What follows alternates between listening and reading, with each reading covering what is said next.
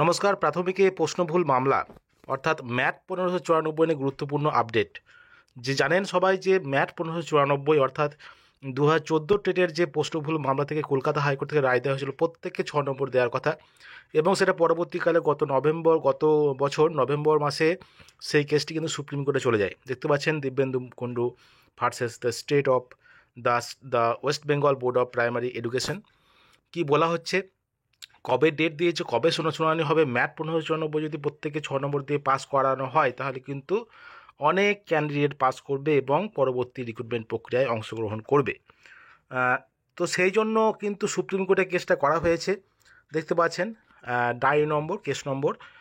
তো লাস্ট যেদিন শুনানি হয়েছিল 6/11/2023 অনারেবল জাস্টিস এস বোপান্নার বেঞ্চে। তো এই কেসটি কিন্তু স্টে অর্ডার পড়ে আছে।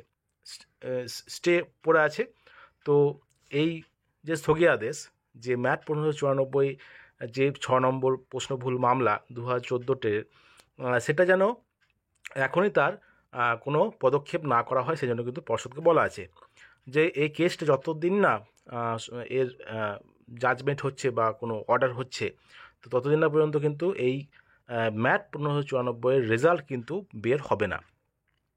তো সেজন্য কিন্তু এই কেসটার যে ডেট কিন্তু আবার পিছিয়ে গেছে। দেখতে পাচ্ছেন যে আগামী 9 এপ্রিল 2024 কম্পিউটার জেনারেটেড ডেট আছে ম্যাট 1594 প্রশ্নভুল মামলার। তো 9/4/2024 কিন্তু কম্পিউটার জেনারেটেড ডেট এখনও পর্যন্ত কিন্তু এটাই ঠিক হয়ে আছে, এবং পরবর্তী সময়ে যদি কিছু আপডেট উঠে আসে।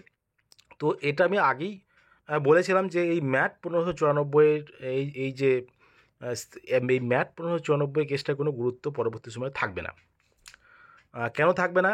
এই কেসটার ফায়সালা হতে হতে অনেক সময় কেটে যাবে, কারণ বিভিন্ন পক্ষ কিন্তু বিভিন্ন দিক দিয়ে যুক্তি দেবে। সেক্ষেত্রে এত বছর পর এই যে 6 নম্বর সবাইকে দেওয়া, এবং সেখানে কিন্তু আরও অনেক প্রশ্ন উঠে আসবে। সুতরাং যে আগামী 9 এপ্রিল যদি কেসটা ওঠে, তা সেখানে কী শুনানি হয় সেটার দিকে তাকিয়ে থাকতে হবে, এবং কি অর্ডার বেরিয়ে আসে এই প্রশ্নভুল মামলার। তো দেখা যাক আগামী 9 এপ্রিল 2024 কেসটা কোন দিকে এগোয়।